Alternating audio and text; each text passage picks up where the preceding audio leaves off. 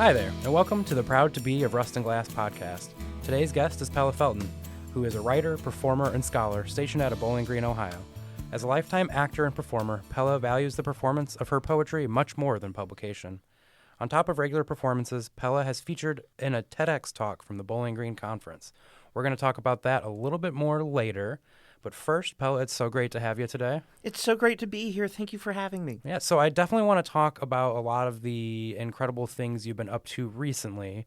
But first, I want to start at sort of where you got started. Well, I mean, that's a very expansive question, of course, because like arts have always and performance have always been part of my life. I did theater as a kid. I was in my first play 30 years ago. It was a production of Babes in Toyland that the Children's Theater of Charleston in Charleston, West Virginia did. And I was Inspector Marmaduke, the head of the Toyland Police. Oh. And I had a little handlebar mustache that like kept falling off during the production. Is this documented via photo anywhere? I am sure there are photos of it somewhere.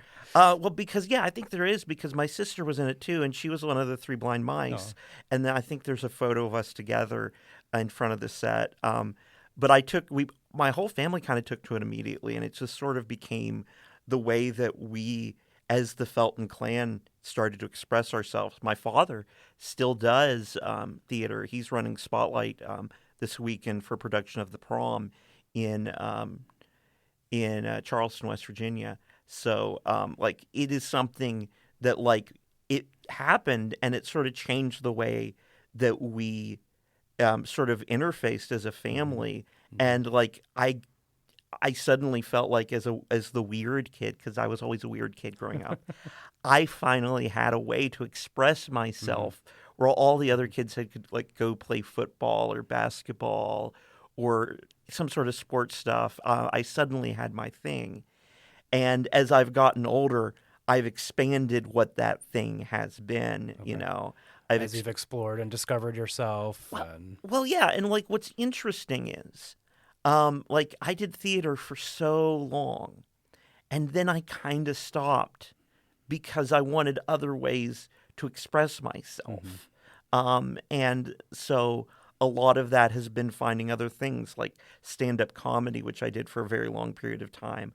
I did a little bit of preaching. I've done performance art. I've done podcasts. I did a podcast very similar to this show about a decade ago called That Conversation, where I interviewed tons of artists in the Charleston, West Virginia area. A lot less bells and whistles than this, but I like talking. I like communicating with other people. I love the sound of voices and just saying things and explaining things to people in the world. And so I've always sought out the ways to do that. And so poetry is just the most recent in a long line of those. It's a tool that I like a lot because, as you said, I think it lives on the page, but it comes alive in rooms of people. Is that we've got so trained to think about the world in terms of objects, in terms of these perfect little things that can sit on our desk. And that's just not how my brain works. Right. Is that my brain, the thing that really sets me off is this idea of the event and thinking about the world as a series of events and thinking about each poem as an event, as an experience that you and I can have. And I think that is sort of what led me to poetry. And so as a result of that, I think that I found it a little bit during the pandemic. I was teaching a class at a university that had a poetry unit in it. And it was a more universal performance thing. And so I realized that I needed to kind of learn how to write poetry. And so I just started dabbling in it. And it was sort of at the same time that I was coming out as a trans woman. And I was looking for new ways to express myself. And poetry is extremely important in the queer community as a way to center feelings and ideas as truth or as research. And I was just very interested in what did it mean to center these small things that aren't given like the credit in more traditional types of writing. What is it to center these small experiences as research or as truth? So before that class and before those experiences that led to you starting to write that poetry, had you had an inkling to create and to write your own stuff for performance? Oh, or yeah. I mean, when I was in undergrad, I did take some creative writing classes from like Sandra Marshburn is this brilliant poet. I think that she's retired now. The Marshburn Prize at the institution I went to, West Virginia State College, was named after her. And at that time, I was more focused on playwriting because I had come up doing a lot of theater in Charleston with this brilliant playwright named Dan Cady, who writes, produces, and directs his own work. Completely self-taught, completely existing outside of the system. And that really appealed to me. So I was doing a lot of like really experimental poetry, not even poetry as much as just like writing drama, short stories, and some poetry. Sandra, I'm really grateful. Sandra's the person that broke me of passive voice. I say as I'm speaking in passive voice. But like, yeah, it was always there. But I mostly saw myself until probably like 2012, 2013 as primarily a playwright before moving into these other spaces. And then you kind of realized that you didn't have to be held to just that. And you had, sounds like you had a couple good examples of people, going their own way and doing a bunch of different things. And you said, hey, I can do that too. Also, playwriting is very hard to get produced. And directing theater is extremely hard. I've done it a few times. I enjoy it, but like also the reason that things that drew me to stand-up comedy and to poetry those are technologies of myself. Right. I don't need other people to do that. They're much more personal. You don't have to have the cast behind you. The cast is all in your head for that, right? Right. And so like for years where I'm doing these brilliant plays that written by Dan Cady, I suddenly realized, hey, I can tell my story. What are the ways that I can tell my story, whether that be through podcasting or through poetry, which came a little bit later, or through stand-up comedy, and using my voice to give presence to things that otherwise would not get presence. And before I came out as trans, that was a little bit different because I did not have to speak for myself in the same way. Right. The stakes were not as high. And so like the things that I was doing and interested in before that were much different than they are now. But that desire to express myself was at the heart of all of this and continues to be at the heart of what I do. That's amazing. So you mentioned connecting with family early on, which is incredible to have a family that's so like-minded and can really bond over, what they're passionate about. You mentioned, confronting and becoming you as a trans woman with your poetry and performance. Can you imagine a life without that performance, without that poetry as, a tool for you to navigate things? I mean, I can because I remember when I was not doing poetry, I was a lot angrier. I need to have some place to perform. For a long, long time, for about a decade, that was stand-up comedy. I did that for about a decade. I ran a show in Charleston, West Virginia at a bar that no longer exists because it burned down. And so, like, I needed that experience to get out and be around people and perform for them. And that event, yes. And like with poetry right now, we are so lucky in Northwest Ohio to have so many different opportunities on a weekly basis. We do. To be able to do that. That I'm grateful that I don't have to make that choice, but I don't know. Like I've kind of pulled back a little bit. Like I still try to go to one or two things a month, but like FOMO is kind of a dangerous thing. Oh, yeah. Fear of Especially when there's so much going on. You can't, after a while, you realize you can't go to everything. You have to kind of focus on what you are willing to miss out on and what's really important to happen in your life. And I missed so much stuff this weekend because I had a very bad week last week where a lot of kind of just stuff in my life happened. And so sorry to hear that. It's okay. They happen. No. You know this. Oh, yeah, absolutely. And I got through it. But when I got back in town, there was a big reading at one of the local establishments, like one of the co-ops or something here in Toledo. And I really wanted to be there. But then I was like, you are better off to your community if you don't run yourself ragged. Right. And so, like, self-care is part of the artistic process. Rest and recuperation and resetting. And yeah, I mean, especially as I've, began, hormone replacement therapy and my body is processing things differently. And so much of my art is about expressing the experiences of my body and somehow translating that for other people, that I don't think it would have been a good idea for me to take my body in that state. And that turned out to be true because I had, several, dizzy fainting spells the next day, and I was like, I'm so glad that didn't happen in public. Right. Yep. You got to listen. You got to listen to your body sometimes.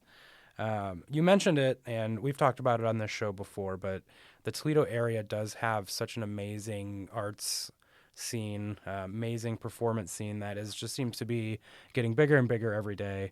Can you talk a little bit about why you personally think that a scene like that and the people that are behind it are so important to a thriving creative community? I used to teach a first year experience class, and one of the lectures I would give every year was on community, and this was for all the art students at West Virginia State College would all come in through my class because we're a very small university, and one of the things that I would tell them is, if you build the art around the community, you will fail. But if you build the community around the art, you have a shot. Right.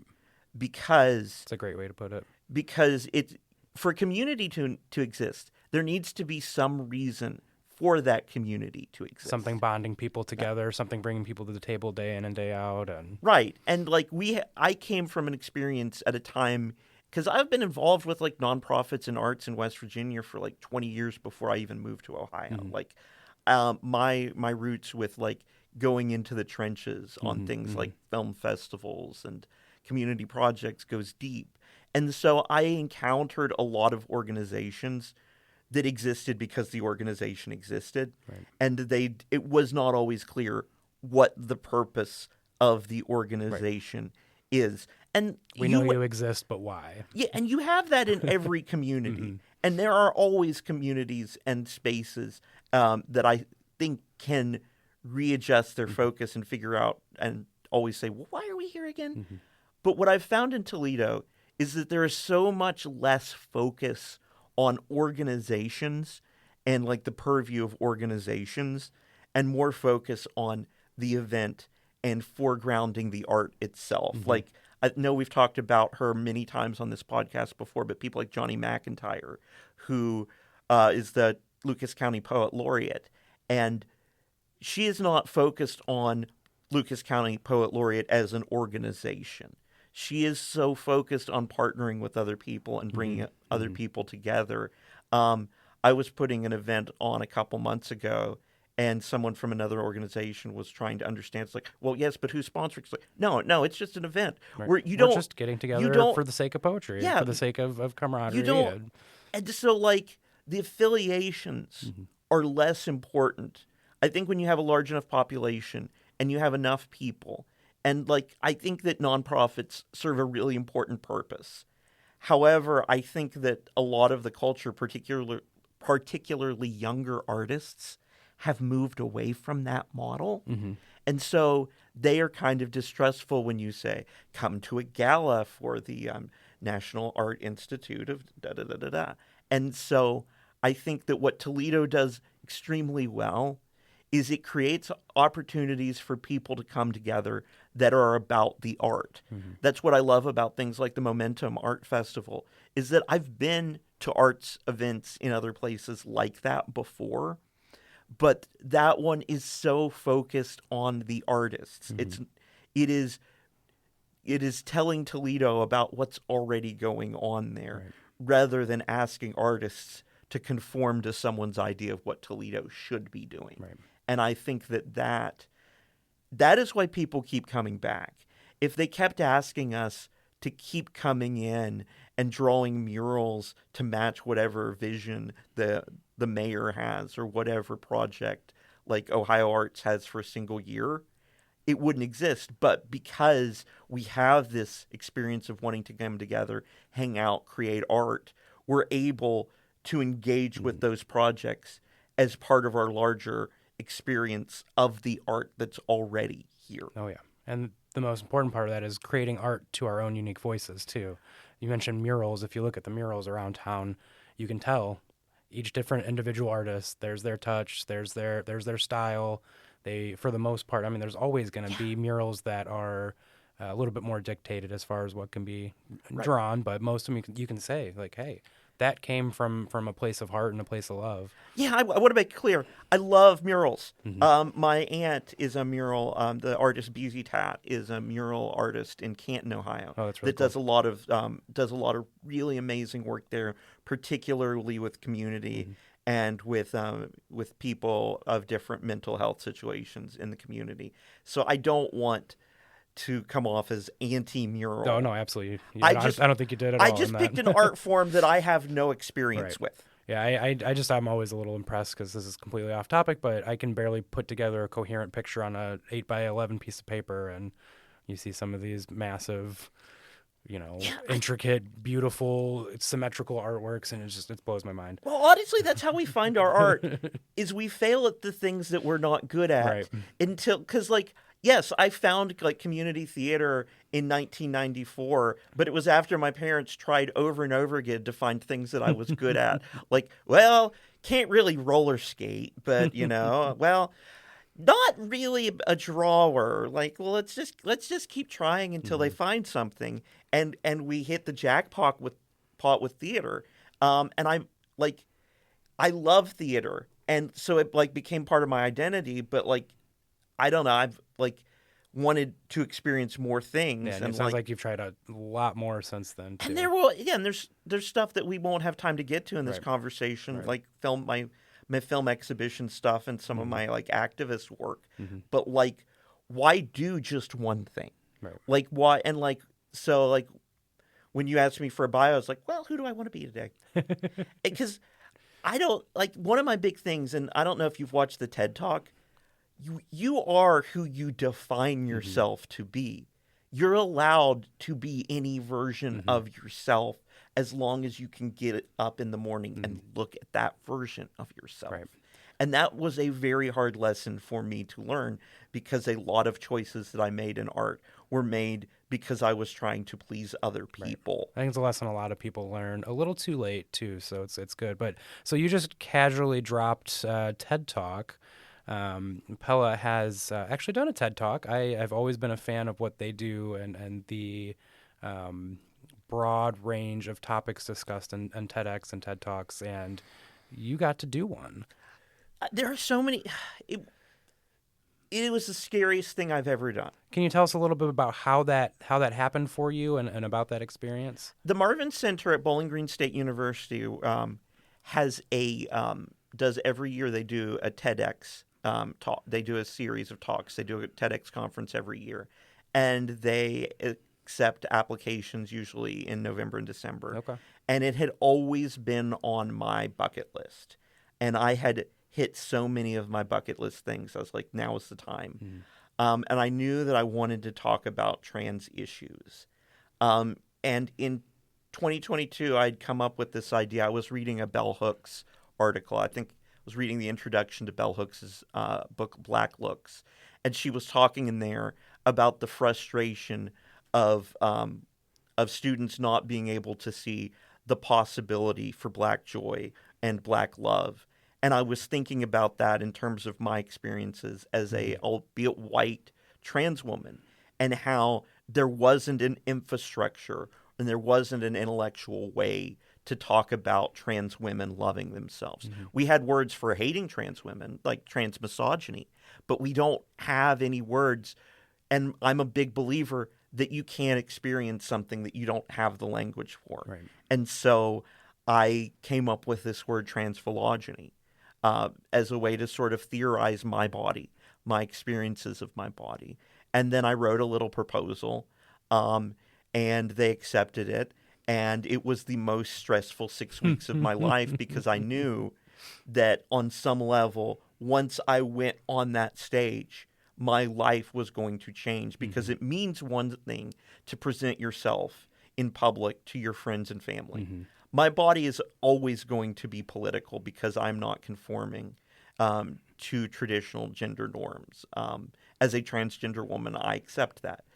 It gets to a different level once you place yourself on a stage for other people to say For that an incredibly wide audience. And as you said earlier, that raises the stakes, doesn't it? Yeah, when you're doing theater, you can hide behind a character.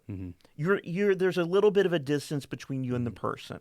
When you're doing stand-up comedy, you can hide behind, but it's also a joke. When the poetry, a little bit less that. But like also most people that go to poetry readings don't actually care about the performance. In my experience, they should. But when you are up there and the thing that you are performing is yourself, it is as naked an experience as I had, and it was something that I was living with this anxiety about. Because then you have to put it on the internet, which is a much less kind space. It's a nasty space. When you people are very bold online. People are bold, and they don't think there's consequences for their boldness. Yeah, and I've had some run-ins with some really terrible people that have targeted me because of that talk. And it the philosopher Peggy Phelan, who's this performance philosopher, is big onto the idea of the ontology of performance versus what we see as performance reproduction. Is that when you are in a physical space performing for someone, you are in control of their experience of you on some level. You decide what they see for how long. You can literally walk away. Once that body has been captured by media, you lose control of that performance. It's no longer yours. It's no longer yours. It is a metaphor for you. It is a metaphor for you, and you have lost control.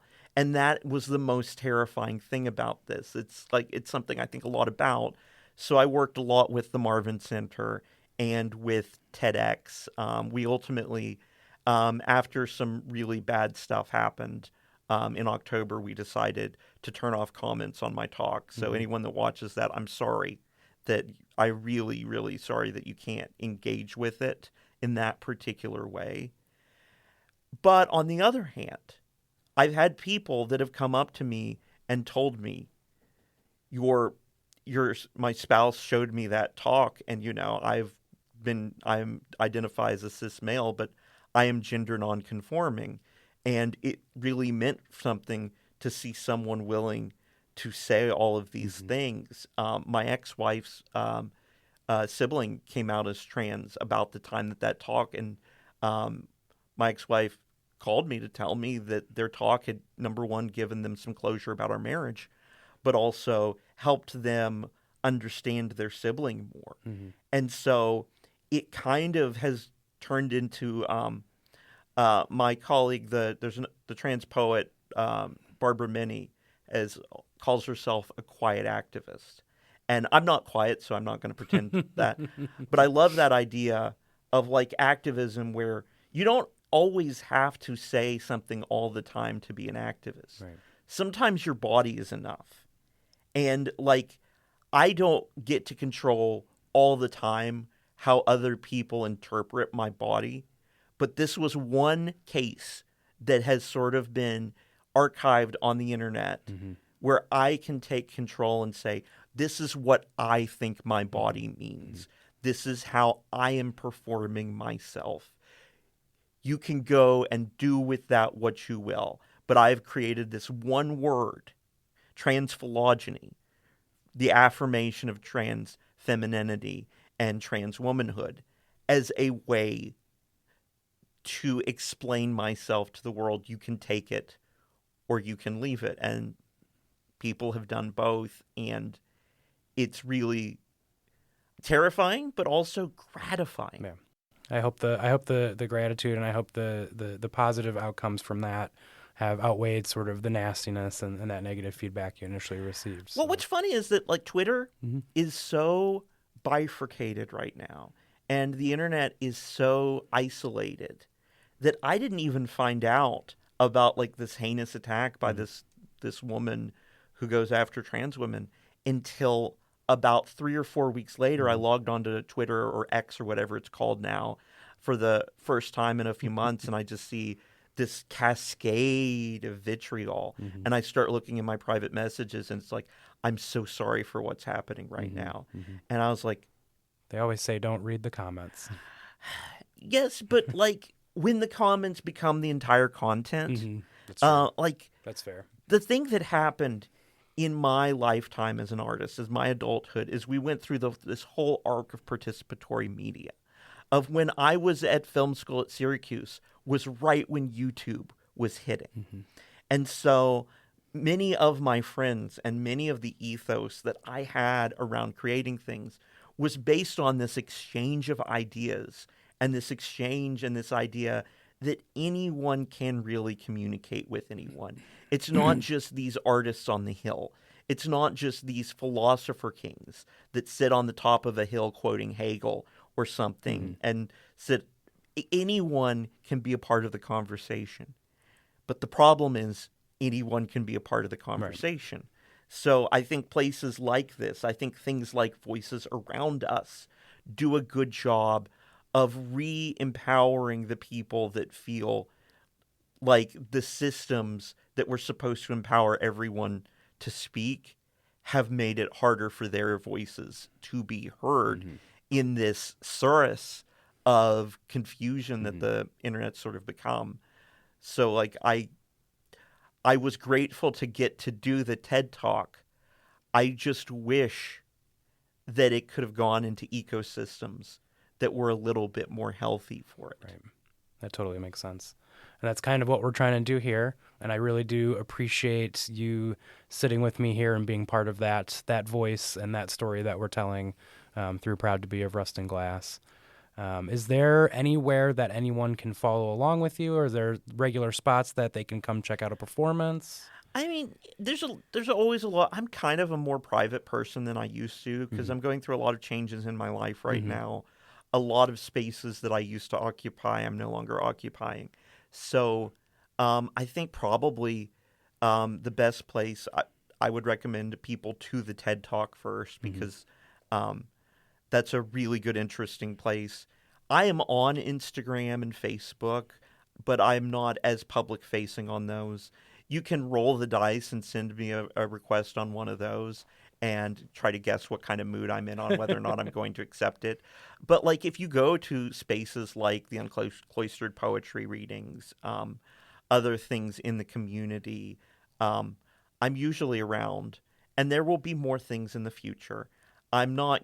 Like, I've gone away from a lot of the spaces that I had been in. I think I mentioned before that I've left the ecosystem of Bowling Green State University. But I'm gonna reappear in a completely different place in a completely different form, and someone will always be encountering that form in some way or another. So, I mean, find me. I love it. Well, we look forward to seeing what that next form, what shape that takes place in. And again, thank you so much for taking the time to come chat. Curtis, it's been a pleasure. I know we could talk for hours and hours and hours, but we will do that at another time in another place. I mean, I could talk for hours and hours and hours. This is the most concentrated conversation I feel like you and I have had, which is one of the pleasures of this process, is that like, I don't. Curtis does a lot for the community that doesn't get a lot of credit. The Of Rust and Glass publishing has been a really important part. I said that I don't value publishing as much as performance, but also publishing is also how people discover your poetry and experience things. And so I've been really grateful. As the only person that like publishes my stuff right now, Curtis, and I'm not even convinced you like all of the things of mine that you've published, but I appreciate you seeing the swings that I take. Yep, absolutely. And that I appreciate the creativity that goes into the different ways that you are structuring the book itself. Is that like there's a lot of swings that you're taking with formatting of these magazines that I really appreciate as well. Thank you. I do that because I am terrified of performing. So. But see, not everyone has to be known in that way. Right. I think that the people that want to be known will always find a way. And the people that want to express themselves without being known will go into publishing. Absolutely. It's a great way to look at it. So, well, thank you again, and I look forward to our next talk. I do too as well. Take care, Curtis. You too.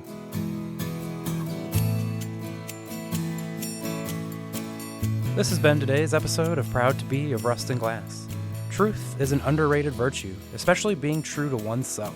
This is even more difficult when you tell your truth to the scrutiny of the public eye, a public's eye who may not agree or even accept who you are. That said, we're grateful to have had the opportunity to learn more about Pella today, and we look forward to finding out what she does next. I am your host and producer, Curtis Dieter. Our executive producer is Chris Pfeiffer. If you want to join the conversation, check us out at wgte.org/rustandglass. Until next time, thanks for listening. Now go forth and create.